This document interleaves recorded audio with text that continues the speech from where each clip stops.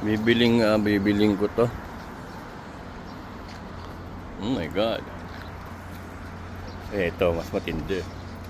Oops. Hindi sila magkapatid, pero pareha silang Mercedes-Benz. Oh. Magkaiba sila ng two-door to eh. Tapos, may backpack oh. Ito, four-door. GT35, oh, GT63S. GTS. Ito naman, GTS. Yun eh. Sarap siguro sumakay sa loob niyan. Ano? Makasakay nga dyan.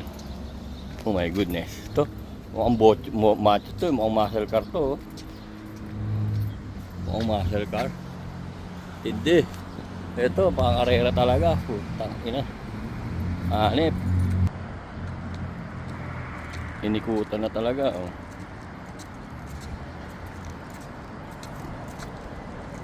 Alright. You know. Magtropa to or mag-asawa. Ayos. Akin na lang yung isa dyan ha.